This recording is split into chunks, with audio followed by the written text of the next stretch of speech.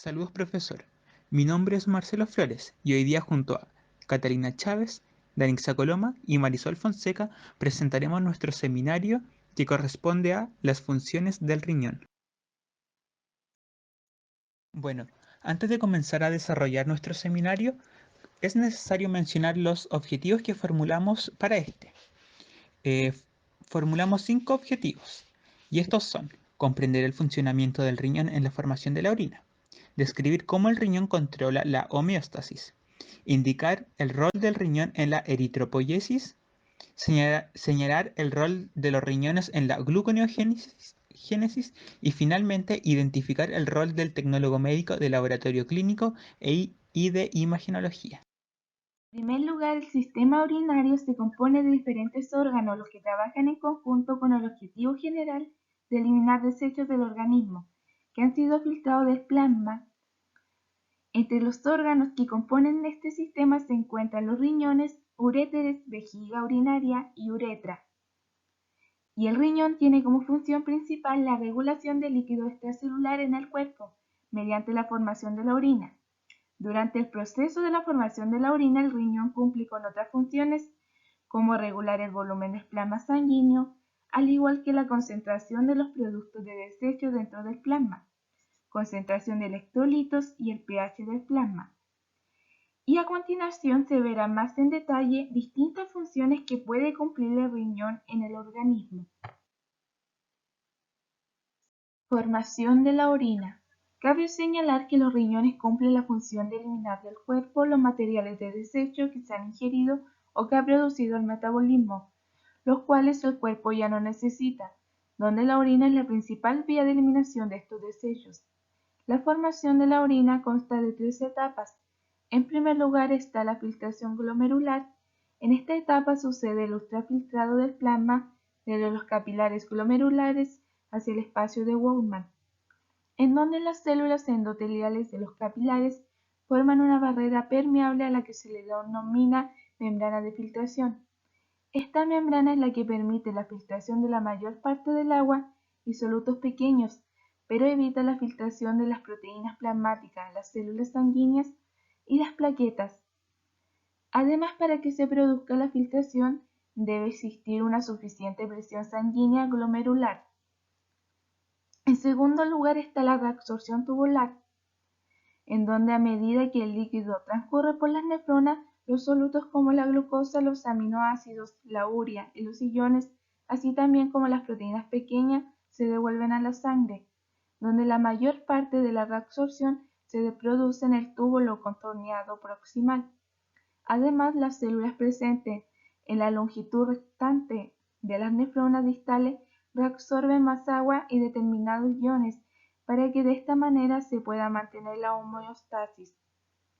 Y por último está la secreción tubular, la cual consiste en la transferencia de sustancias como iones de hidrógeno, potasio, iones de amonio, creatinina, también algunos ácidos y bases orgánicas desde la sangre o capilares peritubulares hacia el líquido tubular. Finalmente, la formación de la orina es posible gracias a estas 3 etapas.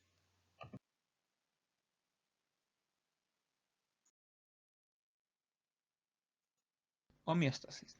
Bueno, la homeostasis se ocupa para denotar el conjunto de procesos fisiológicos coordinados, de los cuales resulta el mantenimiento de la estabilidad funcional y corresponden a procesos complejos que ocurren en los seres vivos. Esto según Arechiga. Dentro de los riñones y sus distintas estructuras funcionales ocurren distintos procesos de homeostasis, dentro de los cuales se puede mencionar está la regulación del pH, la regulación de algunos minerales, tales como son el calcio, el magnesio, el potasio y el fósforo.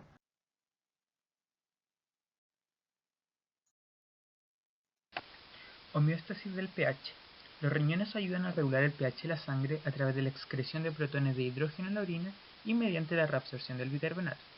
Dentro de un segmento de la nefrona, específicamente en el túbulo contorneado proximal, las células cuentan con bombas sodio-potasio para poder lograr un transporte del protón de hidrógeno hacia el filtrado.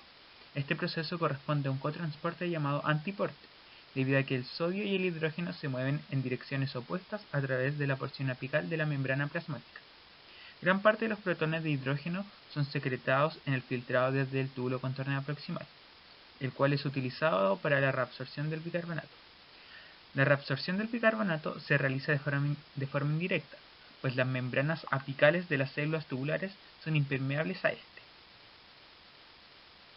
El bicarbonato tiende a unirse a los protones de hidrógeno para formar ácido carbónico. Luego el ácido carbónico filtrado se disocia generando dióxido de carbono y agua. Aquella reacción es catalizada por la anhidrasa carbónica, enzima que se puede encontrar en las células del túbulo contorneo proximal, así como también en el citoplasma de las células tubulares. Cuando aumenta la concentración de dióxido de carbono en el filtrado, se comienza a difundir a las células del tubo, las que igual poseen anhidrasa carbónica, por lo que a partir del dióxido de carbono y del agua, la enzima cataliza la reacción para formar ácido carbónico, el cual se va a disociar formando protones de hidrógeno y bicarbonato. Este bicarbonato, al estar en la célula tubular, puede difundirse a través de la membrana para poder ingresar a la sangre. A continuación, presentaremos la homeostasis del calcio. Bueno, el calcio es el catión más abundante en el organismo y corresponde a un 2% del peso corporal. Esto es aproximado. Cabe mencionar que solo el calcio iónico y el unido en iones constituyen la fracción más fácil de filtrar, y solo la fracción iónica tiene acción biológica. Es por esto que esta es la que está sometida al control hormonal. Dentro de las hormonas que regulan la calcemia se encuentra la paratormona o PTH y la 1,25 dihidroxivitamina D3. La paratormona la podemos ver en la figura 4, mientras que en la figura 3 podemos ver el metabolismo normal de la vitamina D. La excreción renal corresponde a la vía más importante de excreción de este mineral. El riñón regula la excreción de calcio por 3 mecanismos, los cuales corresponden a la filtración glomerular, la reabsorción en el túbulo proximal y la reabsorción en el túbulo distal. Se calcula que se filtran unos 10 gramos cada 24 horas de calcio en el glomérulo y que se excretan solo unos 175 miligramos de este. La reabsorción que ocurre corresponde a aproximadamente un 98% del calcio filtrado, del cual un 70% se reabsorbe en el túbulo proximal, un 20% en el ascendente y un 10% en el túbulo distal.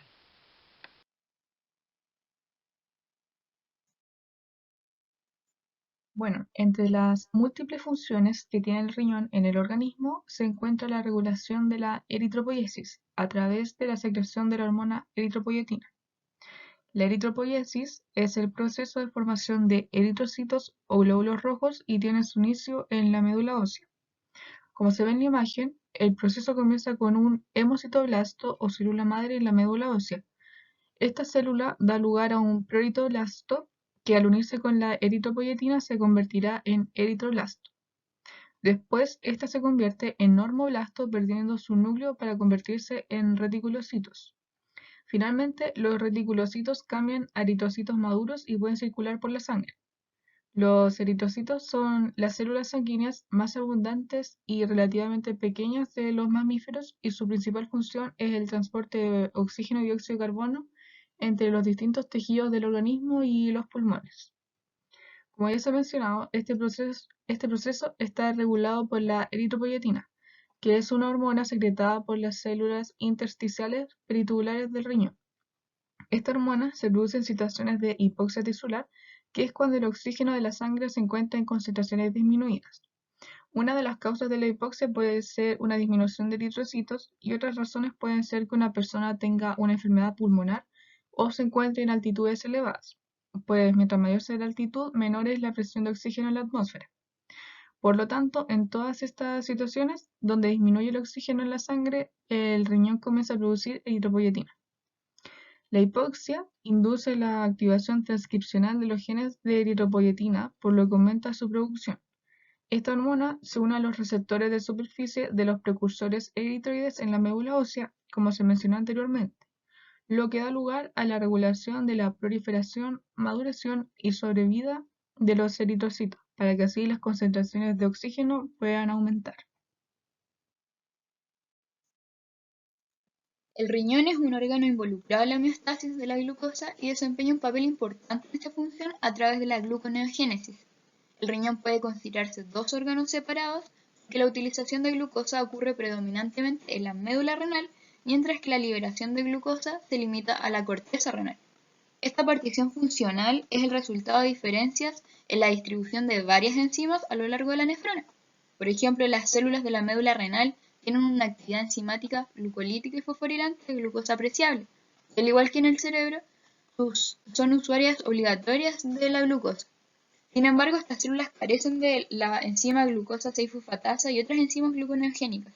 Por lo tanto, aunque puedan captar, fosforilar, glicolizar y acumular el glucógeno, no pueden liberar glucosa libre en la circulación. Mientras que por otro lado, las células que están en la corteza renal poseen enzimas gluconeogénicas y por lo tanto pueden producir y liberar glucosa a la circulación. Pero estas células tienen poca capacidad de fosforilación y en condiciones normales no pueden sintetizar concentraciones apreciables de glucógeno. Por lo tanto, la liberación de glucosa por el riñón normal es principalmente el resultado de la gluconeogénesis cortical renal, mientras que la captación y la utilización de glucosa ocurren en otras partes del riñón. La magnitud de la liberación renal de glucosa en humanos no está clara, aunque se estima que sea responsable de cerca del 40% de toda la gluconeogénesis y en consecuencia los riñones tienen un papel protagónico en la homeostasis de la glucosa, tanto en condiciones normales como fisiopatológicas. El rol del tecnólogo médico es aportar la evidencia científica que apoya las hipótesis diagnósticas de otros profesionales de la salud, como lo son los médicos. Debido a la escasez de signos y de síntomas presentados ante una enfermedad renal, los exámenes de laboratorio son esenciales para la detección precoz y el diagnóstico. Y dentro de los exámenes que se analizan se encuentran el sedimento urinario, que es un examen químico microscópico de orina, la determinación de proteínas específicas, la evaluación del completamiento de la recolección de la orina 24 horas y pruebas para el estudio de la tasa de filtración glomerular. Y dentro de los exámenes de imagenología podemos encontrar diversos estudios. Dentro de las técnicas más inofensivas encontramos la ecografía y a la resonancia magnética. Y por otro lado existen técnicas que conllevan un mayor riesgo al paciente y esto es debido a que utilizan radiación ionizante, como es el caso de la radiografía y la tomografía computarizada. Estas técnicas antes mencionadas solo pueden evaluar la morfología, mientras que la medicina nuclear es capaz de medir la actividad de este órgano.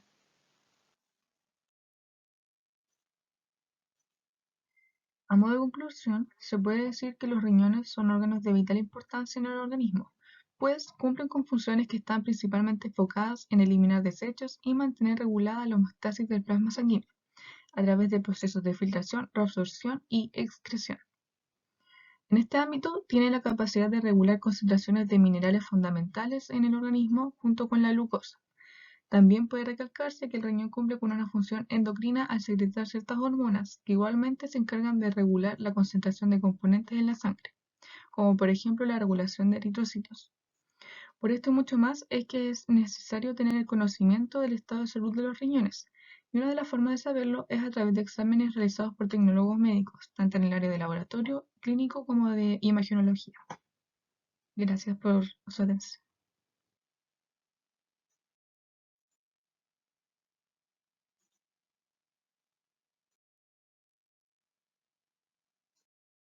Muchas gracias por su atención.